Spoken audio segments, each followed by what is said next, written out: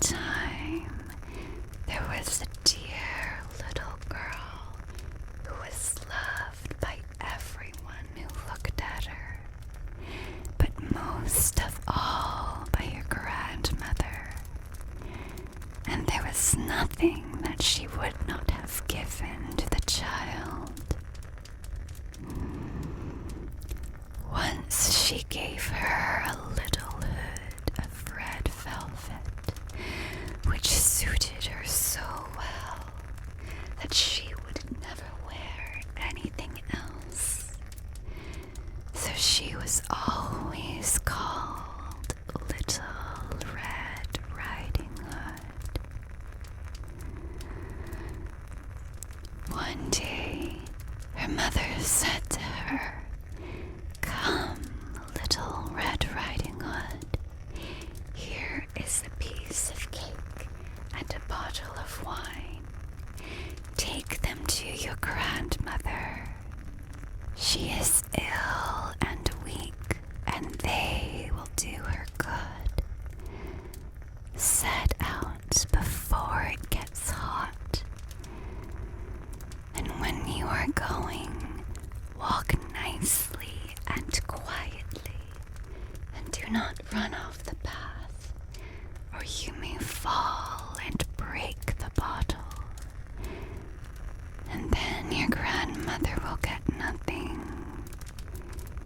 And when you go into her room, don't forget to say good morning, and don't peep into every corner before you do it. I will take great care," said Little Red Riding Hood to her mother, and gave her hand on it. The mother lived out in the wood, half a league from the village, and just as Little Red Riding Hood entered the wood, a wolf met her. Little Red Riding Hood did not know what a wicked creature he was, and was not at all afraid of him. "Good day, Little Red Riding Hood," said he. "Thank you kindly, Wolf. Whither away so early, Little Red Riding Hood?" "To my grandmother's." "What have you got in your apron?" "Cake and wine. Yesterday was baking day, so poor sick grandmother is to have something good to make her stronger." "Where does your grandmother live, Little Red Riding Hood?"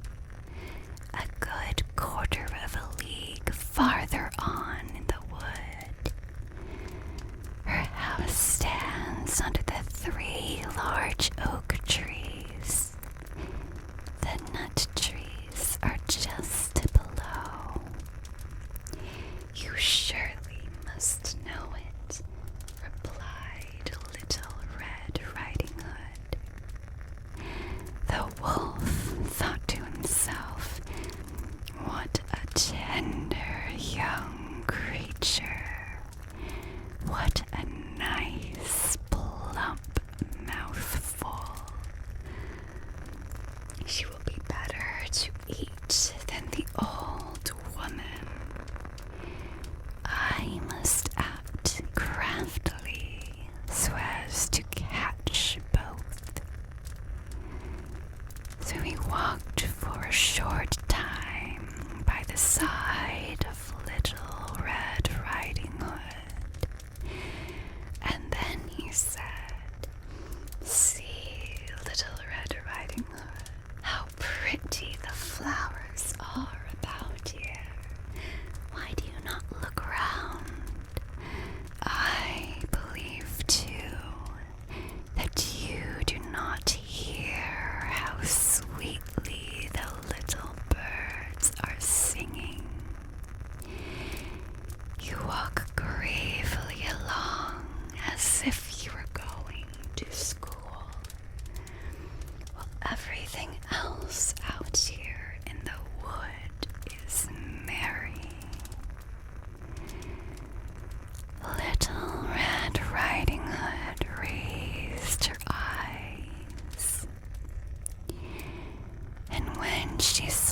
sunbeams dancing here and there through the trees, and pretty flowers growing everywhere. She thought, suppose I take grandmother a fresh nosegay. That would please her too. It is so early in the day that I shall still get there in good time. And so she ran from the path into the wood to look for flowers.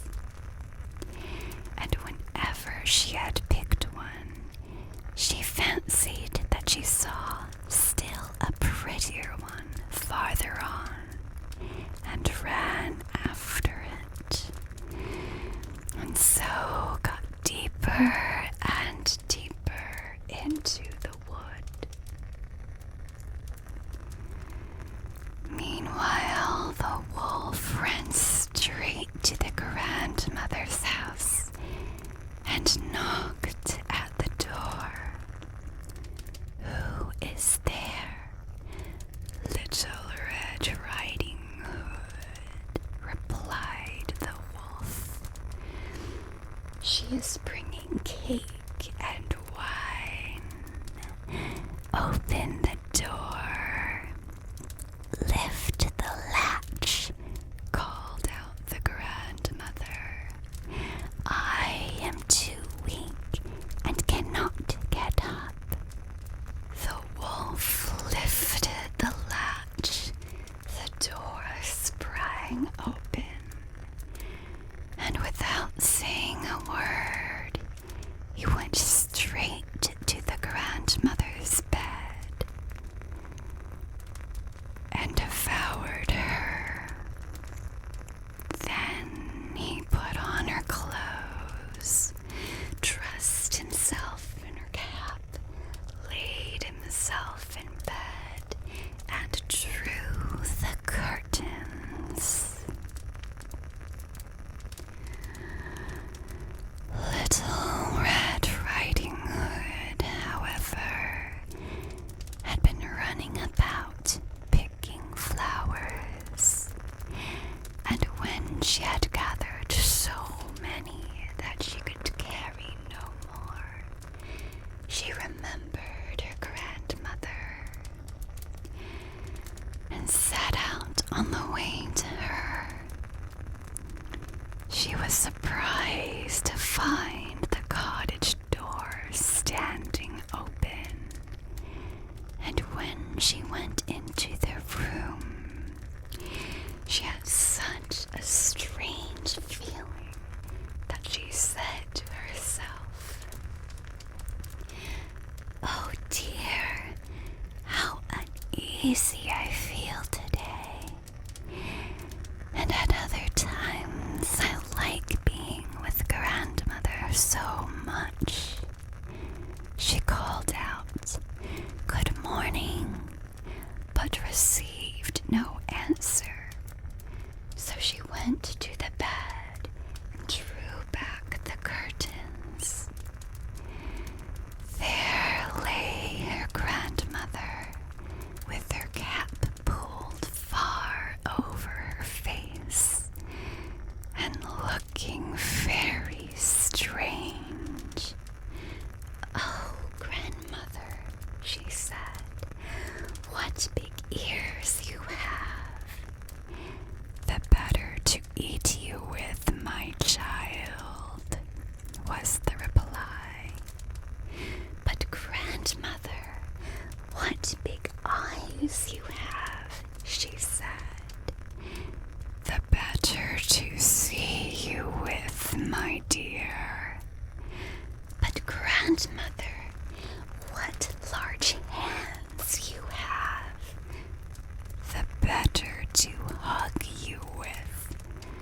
"Oh, but grandmother, what a terrible big mouth you have." "The better to eat you with."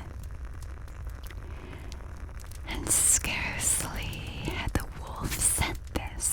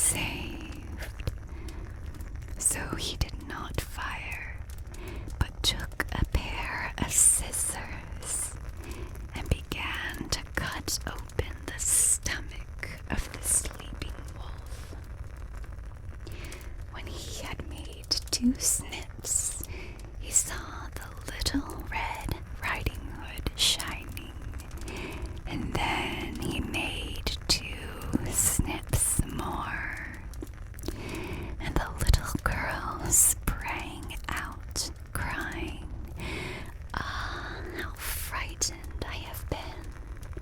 How dark it was inside the wolf!"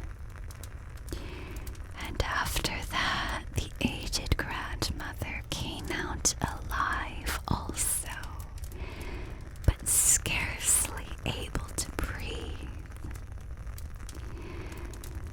Little Red Riding Hood, however, quickly fetched great stones with which they filled the wolf's belly, and when he awoke, he wanted to run away, but the stones were so heavy that he collapsed at once and fell dead. Then all 3 were delighted. The huntsman drew off the wolf's skin and went home with it. The grandmother ate the cake and drank the wine with which Red Riding Hood had brought and revived. But little Red Riding Hood thought to herself, "As long as I live, I will never by myself leave the path to run into the wood when my mother has forbidden me to do so." It also related that once when Little Red Riding Hood was again taking cakes to the old grandmother, another wolf spoke to her and tried to entice her from the path. Red Riding Hood, however, was on her guard and went straight forward on her way and told her grandmother that she had met the wolf and that he had said good morning to her, but with such a wicked look in his eyes that if they had not been on the public road, she was certain he would have eaten her up. "Well," said the grandmother, "we will shut the door that he may not come in." Soon afterwards, the wolf knocked and cried, "Open the door, grandmother. I am Little Red Riding Hood, and I am bringing you some cakes." But they did not speak or open the door. So the graybeard stole twice or thrice round the house, and at last jumped on the roof, intending to wait until Little Red Riding Hood went home in the evening, and then to steal after her and devour her in the darkness. But the grandmother saw what was in his thoughts. In front of the house was a great stone trough. So she said to the child, "Take the pail, Little Red Riding Hood. I was making some sausages yesterday, so carry the water in which I boiled them to the trough." Red Riding Hood carried until the great trough was quite full. Then the smell of the sausages reached the wolf, and he sniffed and